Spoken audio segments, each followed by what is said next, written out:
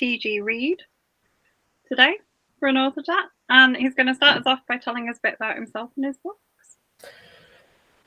Thank you very much, Caroline, and thank you to UK CBC for inviting me on tonight. I was just saying earlier that I almost didn't make it because I was stuck in traffic for about an hour, so I've been tearing my hair out for the last hour, but I'm so delighted to be here.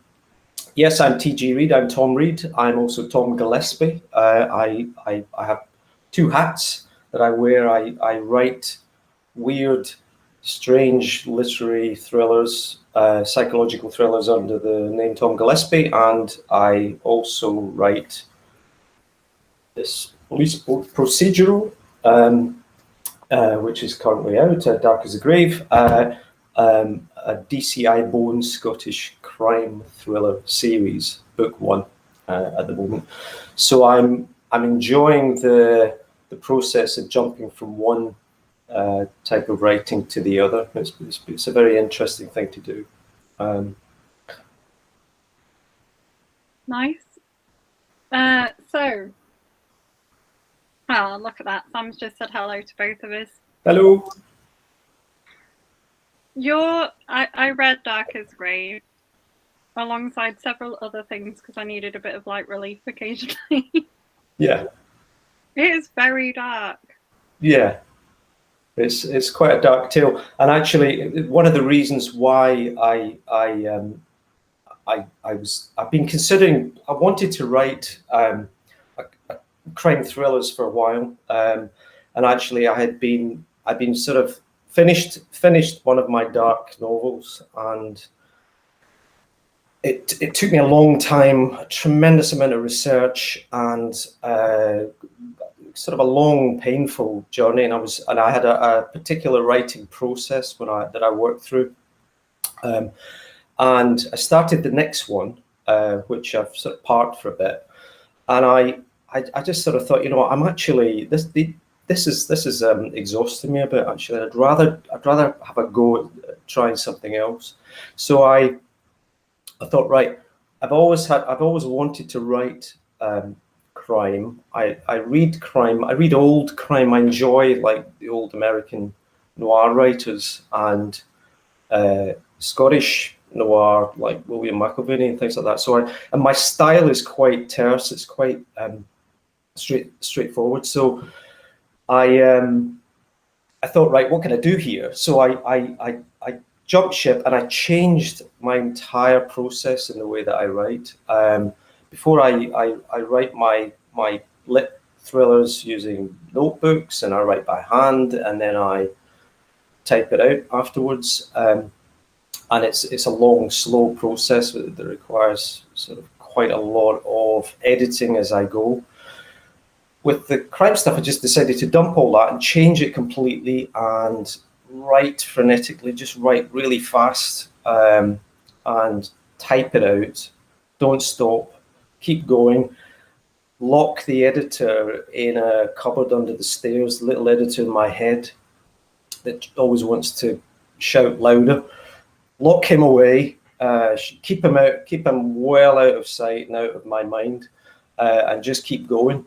And I sort of tried this with another book called Agency O, which is more of a conspiracy comedy crime thriller. And I was playing with the format and playing with the genre and getting used to this process that I was working through. But I really loved it. I really enjoyed it, and it was very. I found it quite cathartic in a way.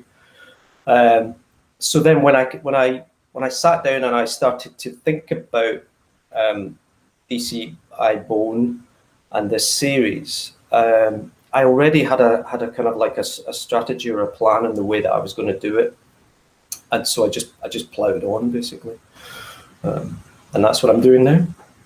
We've got a few people watching. We've got Andrew, who's in Nottingham, Leslie Lloyd, Laura Hamilton have all said hello. Hi everyone. Says hello. Hello. If you're watching and Tom's books really appeal to you or take your fancy, we have some on offer in the charity auction today.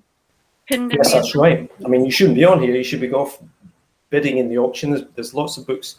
Few books on today, I think. Is that right, Caroline? There are 5 books on today, including one of my favourites of all time, Kelly Clayton's Fortune's Hostage, which I would be bidding serious money on, but I already own a signed copy of. Fantastic. And that's for a brilliant cause, isn't it? The Red Kite Academy, Corby, is that right? Brilliant school. Really good cause. You know, get in there and start bidding. And you can win 2 of Tom's books. So go listen and go and make bids at the same time. And if you win and I send you a signed copy, you can spend many a long hour trying to decipher my writing. Good luck. Sam asks how you managed to shut out all the voices and just write. So sorry, say that again. Sam asks how you managed to shut out all of the voices and just write. It's quite hard, but actually, I mentally imagine myself bundling this wee man under the stairs. This little pedantic man in a suit. I see him as, and I actually kind of mentally go through that process of opening up the cupboard and shutting him in and closing the door and locking it. And then once I know he's in there, it sounds a bit insane, doesn't it? But once I know he's in there, then I can plow on, and I'm quite free then, and his voice is shut out. Then it's an interesting thing to do, but it seems to work for me. Try it. And T says, have you got used to the idea of being an international best-selling author yet? Wow, yeah, that's weird. Well, that's a very strange thing. I woke up a couple of days ago, and the book was #1 in Canada on the Amazon bestseller group. I can't remember which category it was in, but it was like, officially the book became an international bestseller, and I was like, whoa, that's weird. That's an odd thing. No, so I'm definitely not getting used to it. It's quite extraordinary. I'm astounded by how much people are enjoying this book. I'm so surprised. It's taking my breath away. Taking my breath away now thinking about it. Patricia, one of our members, says, Patsy here. Hi, Tom. She Hello. also said that she wants to say her sister said your book was a delight to read. It was nice to have nice police people. Yes, I read that, Patricia. That you made a comment about that, and she also said something like it's nice to see police officers that are friends with each other for once in a book. And I actually made a conscious effort to bond these people together. I mean, the main character, Duncan Bone, he's gone through quite a serious trauma. So, and the group of really the team, the rural crime unit have pulled together around him. Really, a sort of desperate bunch of people, and that was important to me. I think to do that, that have that team spirit running through the story. What I found refreshingly different about your book is that the policeman, like you said, DCI Bone, has gone through something quite traumatic, but rather than just like a person who just it doesn't win, still does effect. Can you say that again, Caroline? You're breaking up a wee bit. So I said what I find refreshing about it is that you've left DCI Bone sort of still struggling with the effects of all that trauma that he's been through. Yes, I feel quite bad about that, actually, because when I had the name right, so I had this when right at the beginning of this process, I had his name, and I always seem to start stories with a name. That seems to be the springboard for wherever this thing is going. So I had the name without anything happening to this guy at all, and I had no idea. I wanted something to happen to him, but I didn't know what it was. And it was sort of like floating around in the air. He was floating around disembodied without any kind of character or personality for a little while. And then one day I just decided to blow him up. I don't know why, and I feel quite bad about it. But I just came up with this idea of, okay, he's going to get blown up, and then I thought, well, how will he get blown up? And that will be a backstory, and that will be where we start book one, post this trauma that he's experienced. And then I started to piece together what's happened to him, and the idea of this suspect serial killer that the detective walks into a booby-trapped house, and the suspect blows him up, and he blows himself up, and the suspect's killed. And I like that. I love that idea, although it's quite dark. But also, I wanted somehow to forever connect Bone to this serial killer called the Peekaboo Killer, notorious case, fictional, in Scotland. And I wanted to somehow forever connect the two together, so that he couldn't ever really get rid of him entirely. He would always be with him. I thought, well, how can I do that? So then I came up with the idea of him when they were both blown up together. A fragment of the killer's femur embedded in DCI Duncan Bone's skull. So this tiny fragment that the surgeons couldn't get out. So actually, there's a little bit of the killer buried away in Bone's head. And of course, since then, he's experiencing this PTSD, and that's causing sort of ongoing issues and problems for him, which is kind of like going to carry on and run through more stories and develop a little bit more. But then I was speaking to, so I'm going to have just one more little bit to this story, and then I was speaking to my colleague at work, and we were chatting about the 70s detective series, police series called Randall and Hopkirk. I don't know if people remember that. I remember it. Sadly, I'm that old. And Randall and Hopkirk was where a police partner was killed, but the ghost of the partner visits the detective and helps him in his cases. And I thought, well, that's an interesting idea. So I stole a little bit of that, and so now Bone experiences these traumatic hallucinations, if you like, where the killer appears, and he haunts him in a way, but inside of that, the killer may be helping him with some of these cases, or at least his own subconscious that's manifesting itself in this ghost, if you like, is helping him a little bit with solving the case. So there's this kind of like push, slightly horrific but interesting relationship between this deceased killer and Bone that runs through the stories. T says she adores Randall and Hopkirk. So someone else remembers. Yes, it was a great show. I think it might be on somewhere still. It could be on Gold or something. Occasionally, might 2 in the morning or something.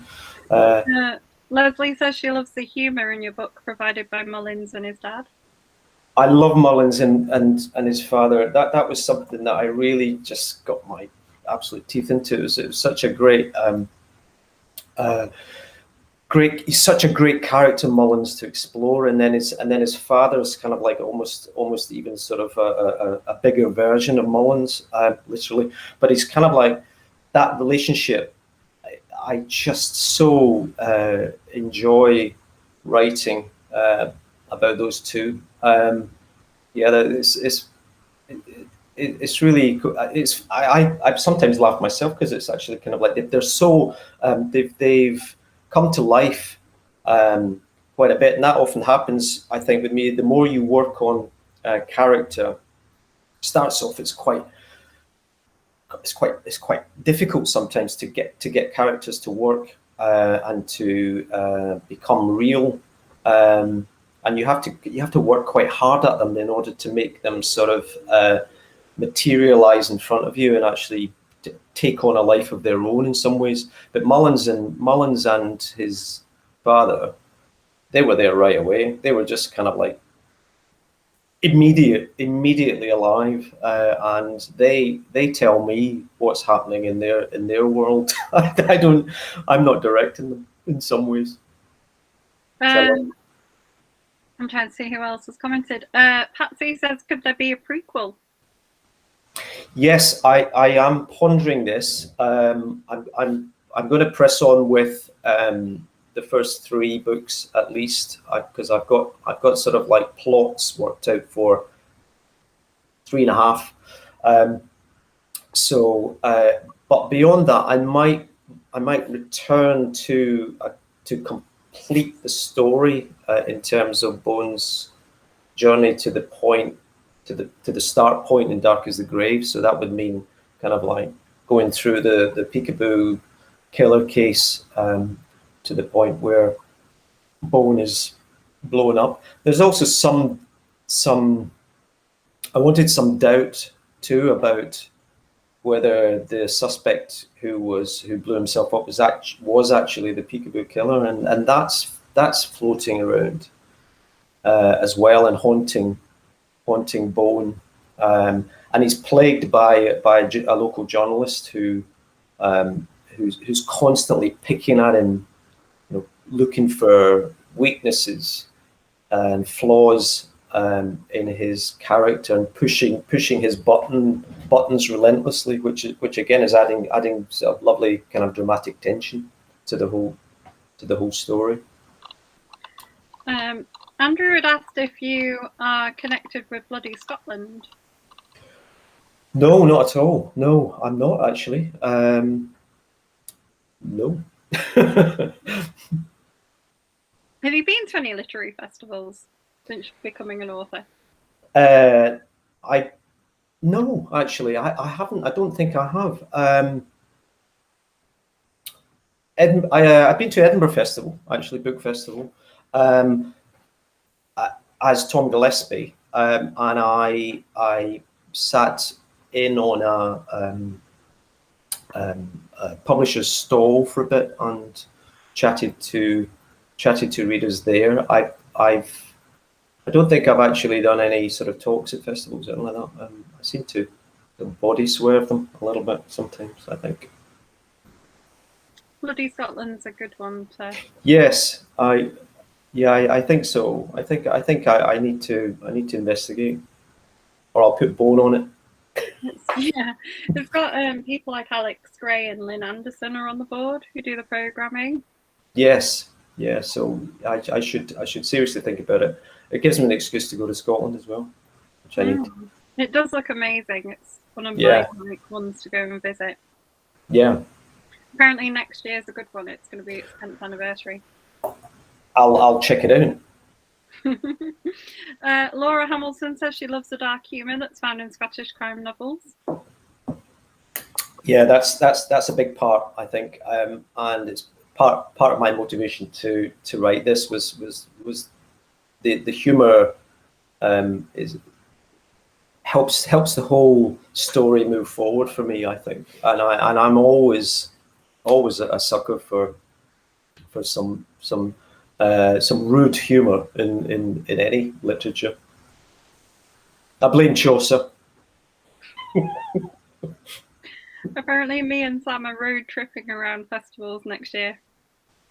Okay. Sounds good. She may be twisting my arm. I like adventuring around places. Yeah. A road trip sounds amazing after everything we've been through. Wow, road trip. What an amazing thought. Just traveling is great. I need to make friends with someone who can drive, though, for a road trip. Yes. Yeah. Okay. That might help. I don't drive either. I don't have a license, but I'd give it a go. I don't either. It would be great. Just public transport everywhere. It's fine. What was the research like for your books then? Because you must have gone, because did you say I Bone one with like the sort of threads of PTSD and everything else must have gone to some quite dark places.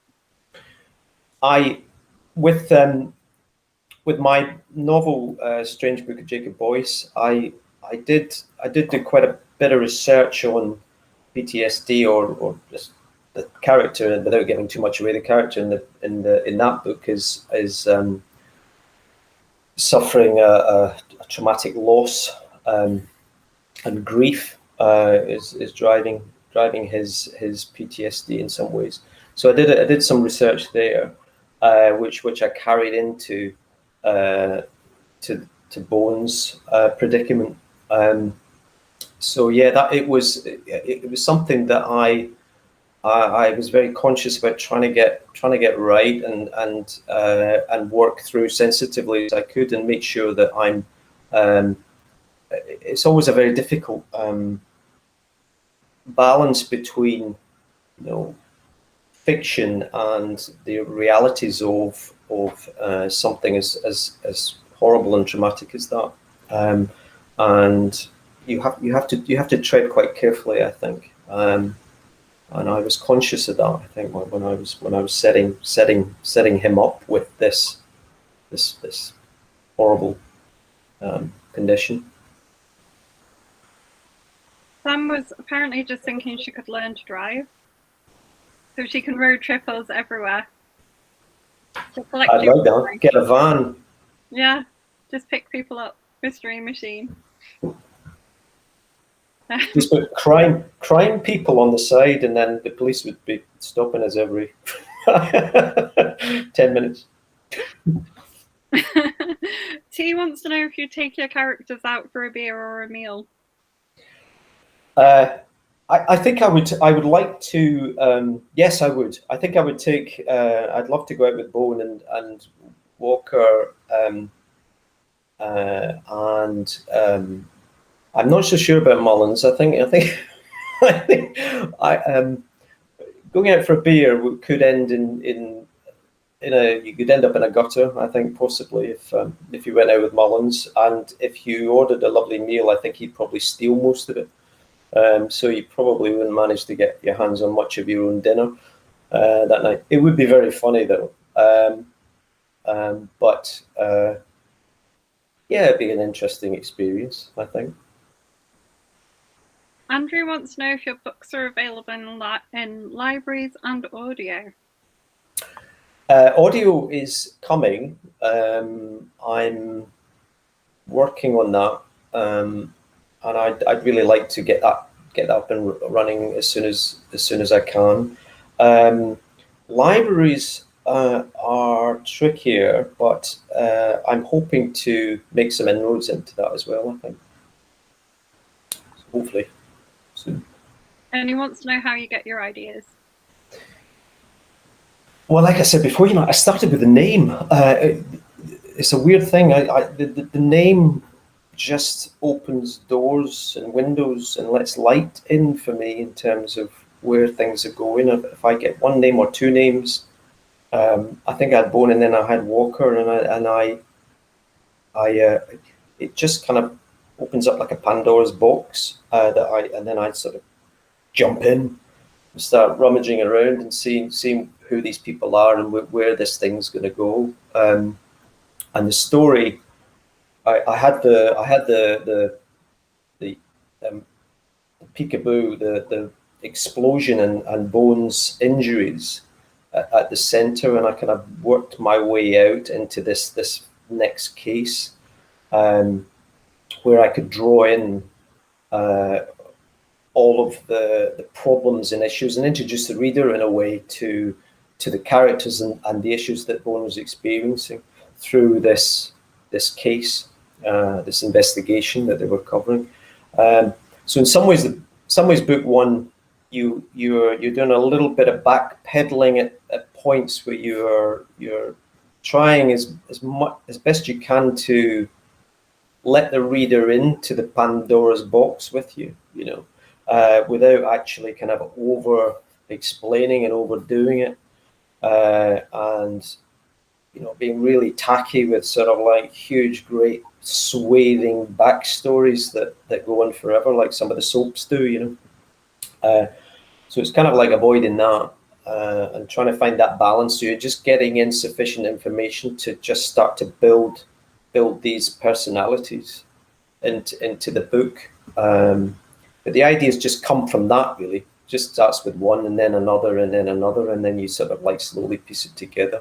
I have to say that, though, that the journey from the beginning to end, because sometimes I have the end, I have the beginning, and I may have a point in the middle somewhere, and then it's like, there are nightmarish points in the story where you are having to thread and then back thread and make sure that the whole piece of clothing, if you like, is sewn together correctly and neatly as possible. So it's that sort of that process of working forwards and backwards. I really enjoy, but it can be headache inducing at the same time. And here's a tricky one for you. Yeah. That Andrew has asked. He said, is it necessary for authors to have editors? I certainly, I need more than one. I need about 10. I need quite a few. I think Kath Middleton will testify to the fact that I probably need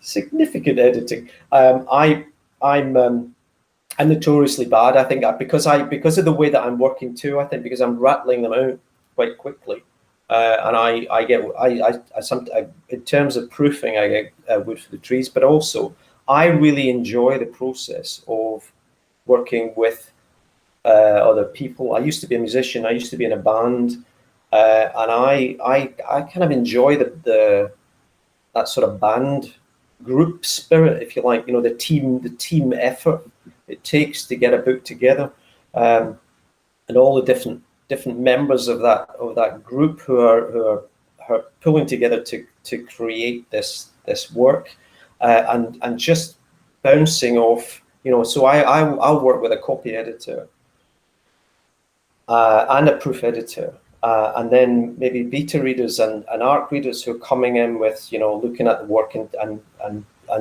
making some suggestions and so on. And I love all that. I love all that toing and froing. I don't like to be inside my head all the time.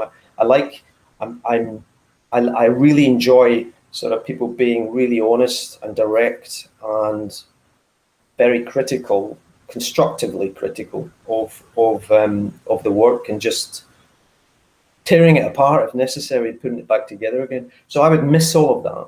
So I would say yes, they are necessary to get to that work that you're really, really happy with and proud of.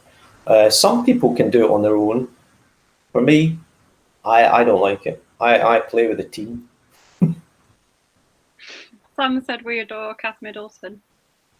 Yeah, she's something else, Kath. I mean, she's been such a help to me over the years. Actually, with my other books too. She's such a great friend, and a fantastic. She's got a fantastic expert eye when it comes to spotting errors, typos, but also just that whole looking at the plot and giving ideas and suggestions and support and encouragement and motivation to keep going, which is absolutely fantastic. Yeah, can't say thanks enough to Kath. No, we love her too. She's one of our admin. Marvelous at it. Laura Hamilton, she says there are lots of great Scottish detectives now. If you could do a crossover with any of them and Bone, who would it be? That's a great question, Laura.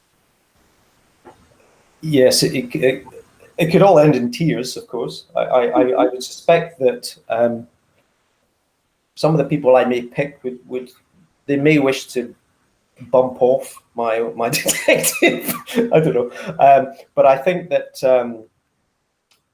well, one of my characters, Detective Walker, she's from the Isle of Lewis originally, and then she worked in Inverness for a bit, and then moved down to Kilwinnock in the Campsies to work on this team, and it would be great to have a connection with J.D. Kirk's stories in terms of the Highlands, but then again, that's in some ways that's quite similar to where Bowen and his team are. They're in the Campsie Fells. The hills aren't as high as the Scottish Highlands, but there's this kind of like a little bit of a rural urban push going on in the books. So I'm not sure actually whether that would be a good move. Whether it would be better for them to hit the sort of serious urban landscape and get lost in that. But I don't know who. If I could jump into one of William McIlvanney's books, that would be my perfect place. T wanted to know, and we've had authors who told us about this, if you ever plan out or act out scenes to help the plot. I think my way of working sometimes is to completely visualize scenes and think of it in terms of a movie or a TV show. So when I'm working on a scene, I will. It's almost like not scripted, but plot it out frame by frame, almost sometimes, particularly in an action scene or where there's a lot of activity. So I would use film and TV as my mental editing block, if you like, to work out what happens there and what happens next, and where does that go, and why would they do that, and where does that go, and where would the camera be positioned, and what would you see, and think of it in those terms, so that it's as visual as possible and as kind of visceral as possible as well for the reader, and try and capture that movement and that energy you get from film and TV crime drama, and try and incorporate that somehow into the book. I always love all of those answers to this, because everyone has a really imaginative way of doing it. Sam is going to remind me what author we interviewed who said that they once held a knife to their throat to like imagine a scene. Yeah, I can't remember who it was. And Victoria Dowd has an entire little Lego mock-up of one of hers. Yeah, that's a good way to do it, actually. Like work out where all the characters are and if they could see into other rooms and things. I think if I was good at art, I would definitely storyboard. I think I know that some authors do storyboard, and some authors actually script. They write a script first and then transform it into prose, if you like, and they do it that way, just to basically cut out a lot of the noise, a lot of the sort of like the linguistic language noise that writing can generate, and keep it stripped down as bare as possible, and true to the action. Yeah, good idea. Might try the Lego. Have to go into the loft and dig out a big box of it that we've probably still got in there. Roseanne Coates, who held a knife to her own throat. See what it was like. Nice one. Some wants to know if you ever decide to veer off course from your initial idea so that you throw the reader off. Can you say that again? She says, do you ever decide to veer off course from your initial idea so that you throw the reader off? I do veer off course, but it's to throw myself off and annoy myself. I think often. I do set up red herrings. There are red herrings, a staple, aren't they? And the red herrings are tricky. They're quite hard to do, and sometimes you kind of like stumble on a red herring and you don't mean to. I think with Dark as the Grave, way back in its embryonic state, it may even had a different suspect, different criminal. What's the person? I can't remember what we would say was without giving it away. A different person as the final criminal, and then I changed it completely. So it does change, it does develop. I'm working on book 2 now, and it's already kind of like shifted and changed. I tend to sort of run with scenes as well, and the scenes and the characters in those scenes sometimes direct the traffic and redirect traffic and redirect the plot a little bit, and they make you think of things that you hadn't thought of before. You think, oh, actually, yeah, that's a better direction. Let's try down here, see where this goes. Sometimes it works, sometimes it doesn't, and you have to dump it.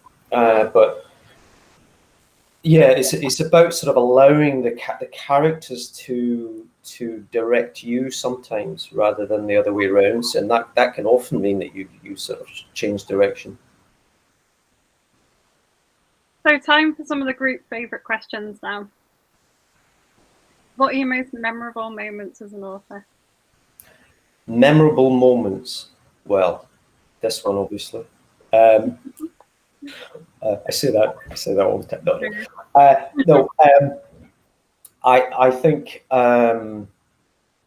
the first story I ever wrote that was accepted for a magazine really kind of changed my whole perception of my abilities to write. I think before that I was a songwriter, I was a musician, and I channeled all of my creative energies, most of them, into writing songs and singing and so on. And then I started writing stories, short stories initially, and I did that for pleasure, for myself, really. I was just exploring characters and ideas. But then I decided to submit a story to a magazine. I can't even remember which it was, actually, in Scotland, and it was accepted.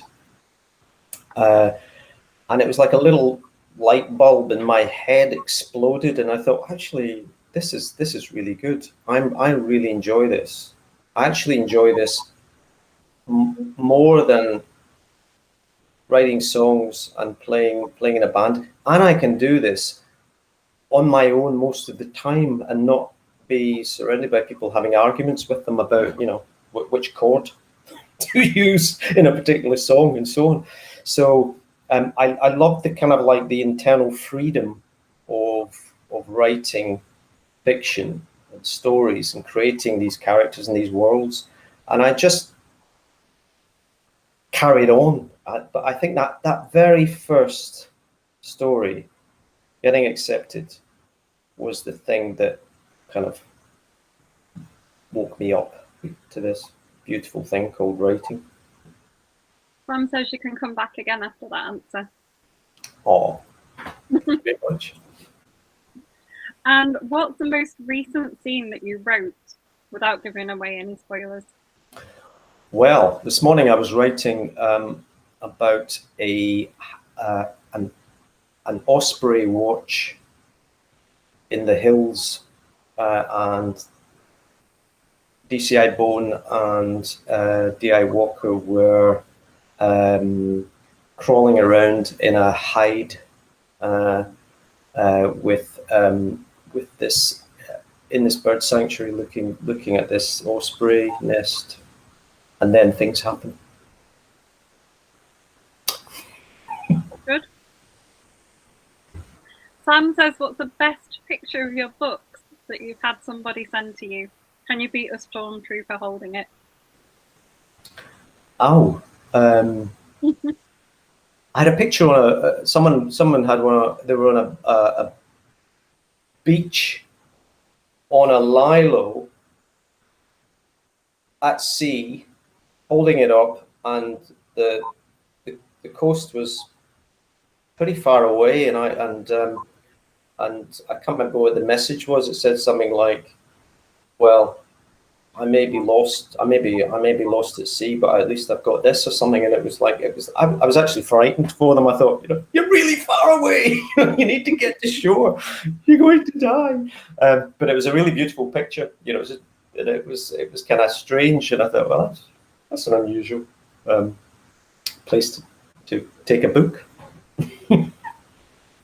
It might be a stormtrooper holding it. Could be, yeah. Depends if you like Star Wars or not. Yeah, could be. There was a big pair of hairy feet at the bottom of the lilo, but stormtroopers have hairy feet. I don't know. Might have been a Wookiee. I've got a ridiculously tall husband, and my favourite photo of him is at a Comic-Con, stood next to Chewbacca, and he was. And was he approximately the same height, or was he still quite small? He was taller than Chewbacca. Was it the actual actor? No, he wouldn't have been taller than that. Yeah. That's amazing. It was genuinely one of my favourite pictures of him. That's brilliant. Yeah, that is brilliant. He wants to know, what are your chill out hobbies? Still play guitar. I still enjoy doing that, and singing a bit for pleasure. I find it very meditative to do that. I just kind of sit in a room and strum. I like to walk in the hills. I can't help it. It's a Scottish thing. So I like hill walking, and walking generally. I really enjoy. If I get stuck, get bogged down in a plot point or something, I often just go out for a walk and walk it through, and then once I've walked it through, I just carry on walking because I'm enjoying myself.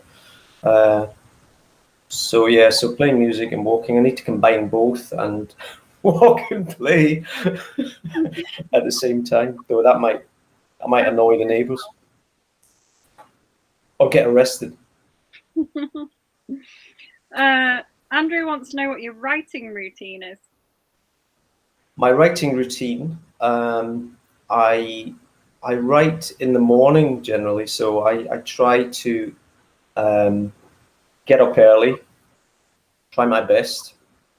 Doesn't always happen, and I sometimes go. Well, I'll either go for a run before I start writing, or I'll go for a run midway, depending on how fast my brain's running on the story and how desperate I am to get it down.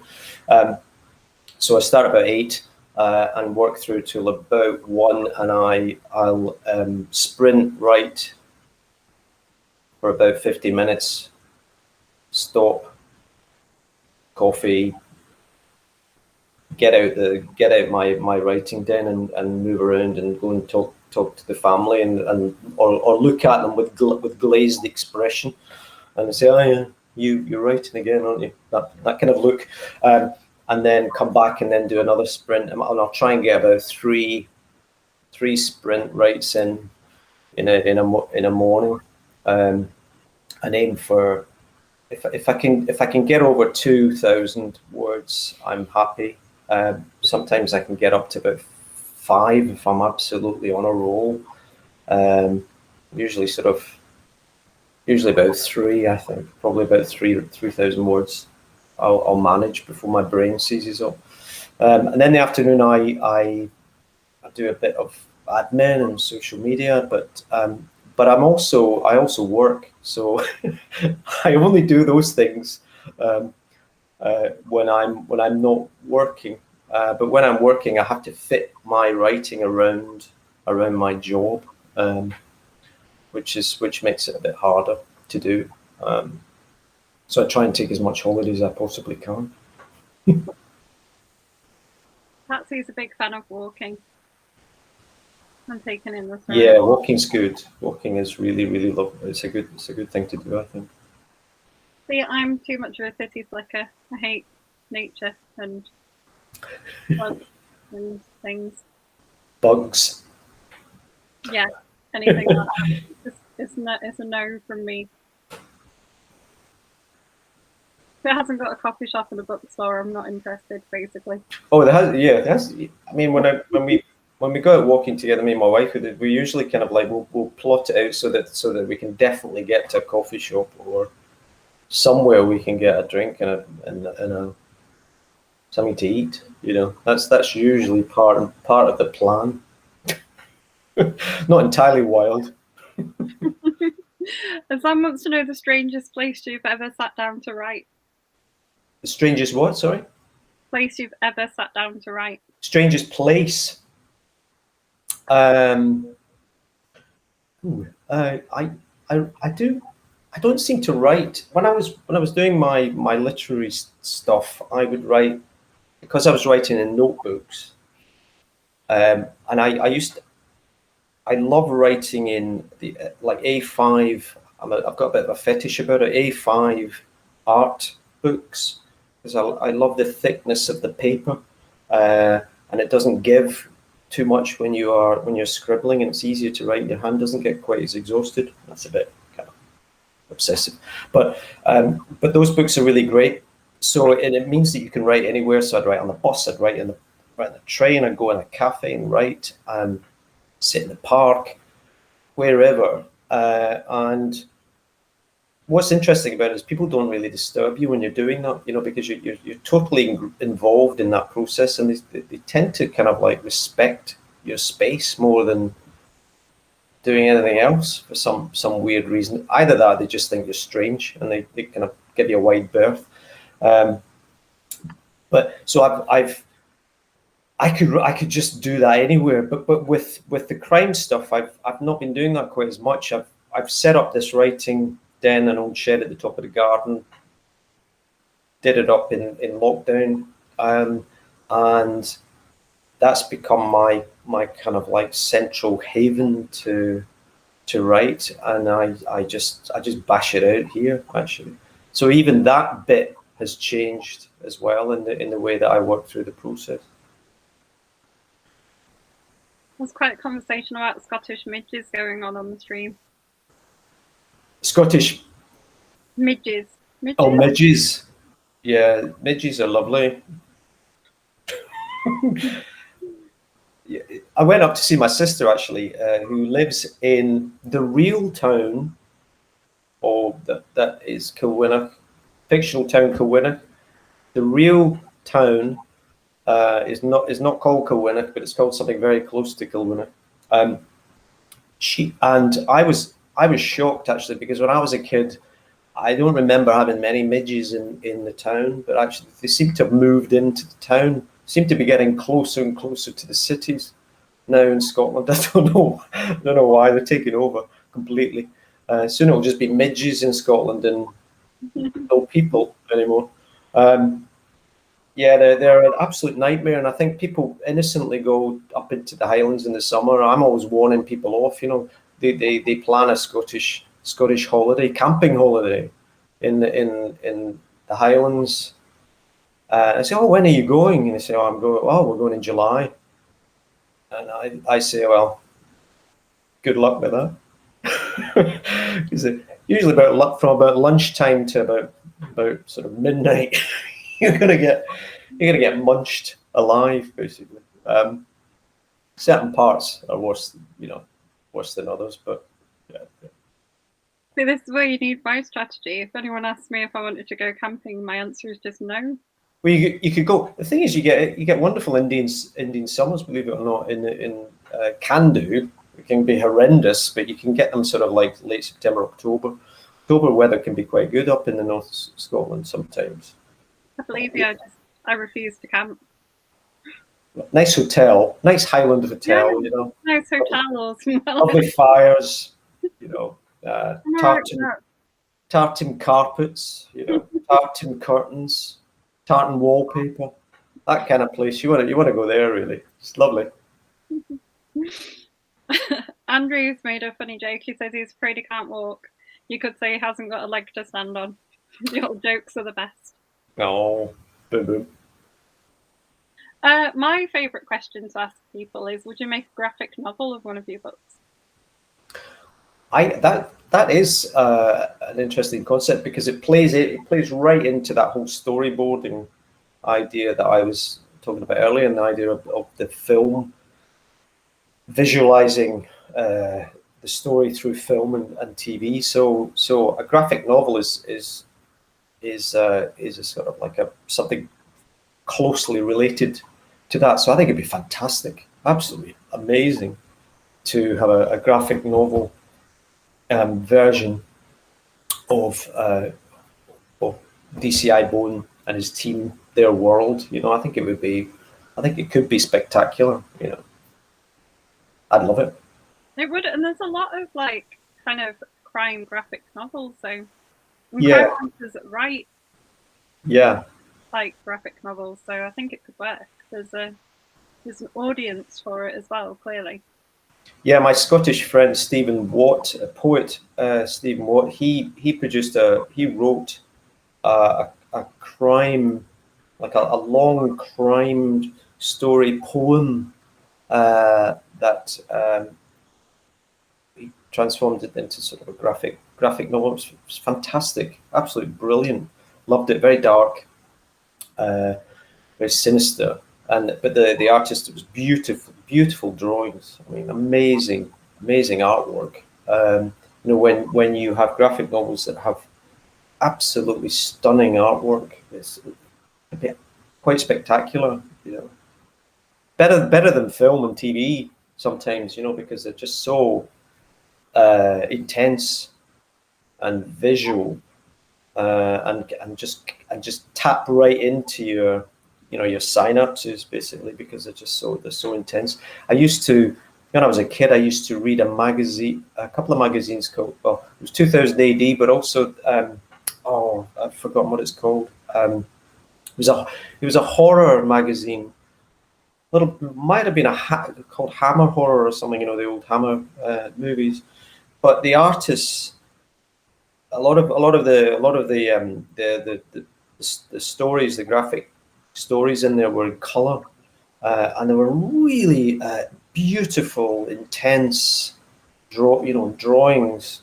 And I used to sit up late at night reading these things and actually kind of like falling into them because they were just so real to me, and amazing. So yeah, bring it on. Good. I've started a whole camping discussion now on the thing. Sam says she's going to get me a nice hotel room, and I can wave at her in the tent in the field. Yeah, definitely. I think the Scottish hotels are really lovely. So I think you do well to stay in one of them and get really nice food, and wonderful hospitality. Go for it. And no midges in the hotel. You know, keep the windows shut. Lucy says no camping for her either. She gets eaten alive. It's not just a Scottish thing. I just refuse to camp anywhere.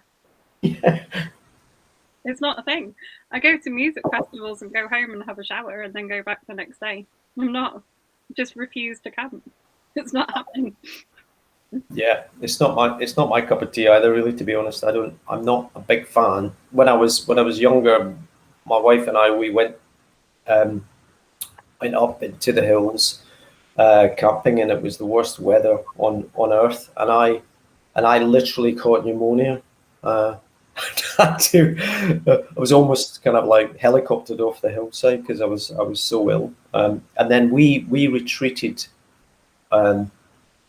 to a hotel where a doctor was called, and I was kind of like pumped with antibiotics. So it was like really close to going to a hospital. But instead of going to the hospital, I went to a hotel instead. I thought, nah, let's just go to the hotel. I can have a dram. I can have a hot toddy.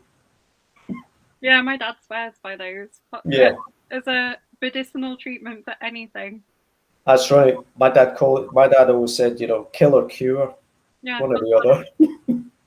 he also has some amazing stories about going like camping across like weird things in like places because he was in the army. So Oh wow, yeah, maybe that's that's what put me off.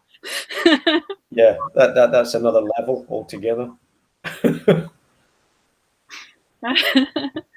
So we're nearly at the end of our time. If Oh. you have enjoyed this, apart from the fact when we got distracted by talking about things like camping, remember to go and buy all of Tom's books. Yes, go and have a look. You have an hour left to bid on the auction ones. Bid in the auction. That's right. Get in there. Or both. Bid on the ones in the auction and buy all the others. Yeah, exactly. That's right. Excellent plan. Do you want to finish us off with a reminder about yourself and your books? Yeah, so my book is out. My book 1 in the DCI Bones Scottish crime thriller series, Dark as the Grave. I've just been gobsmacked by how well this book has been received so far. It's quite extraordinary. Check it out, and you can get in touch with me on Facebook through the group if you have any questions or any thoughts. Please do jump in and message me or whatever, and I'll try and answer any of your questions as best I can. It's a good read, but have something else to read afterwards for a bit. So just yeah, next one, book 2 is I'm working on it at the moment. It's got a holding release date December on Amazon, but it will be before that. I'm sure, because I'm beyond the halfway point now. So I'm aiming to release that in the autumn, sort of October time. I tend to put sort of longer holding dates, just so that I don't put myself under too much stress. And if I put myself under stress, I don't work too well. So, but the aim is to get that out as quickly as possible, and it's going really well, and I'm really enjoying it. Yeah. So next time you come back, you can give Sam Sleepless Nights with the Dark books. Yes. You get a different host. Yeah, that's right. And she will enjoy that marvelously. No. There's lots of people saying thank you for the chat. Patricia says that her sister's Christmas present is sorted if you bring your book out in autumn or December. Yeah, Bloodwater Falls is coming. Yeah, I'm just weaving around in there at the moment, annoying my characters, and they're annoying me. Leslie wants you to keep your books dark and gritty. Yeah. Don't worry. That's my default. Pam says she looks forward to interviewing you. Oh, brilliant. Laura says that she is very interested to read your books as it's been catching an eye on the post. Gets a lot of reviews in the group. It's a lot of reviews. I'm so grateful to the group. The group has been such a tremendous support through this whole beginnings for Duncan Bone and his team, and the book itself. It's just been tremendous. Such a brilliant group, and I've been a member for a while now, but it's so good to be with friends and like-minded people in here and people who are not so like-minded, and that's good too. And just enjoying the banter and the support, and it keeps me motivated to be supported by such lovely, brilliant people. So thank you very much. Thank you. Patsy also says she wants her book signed, so can she buy it directly from you? Yes. Yeah, message me, and I'll sort that out. Excellent. That's all brilliant then. And thank you so much for joining us. Thank you very much, Caroline. It's been an absolute pleasure. I've really enjoyed it. It's much better than sitting in traffic for an hour. It's been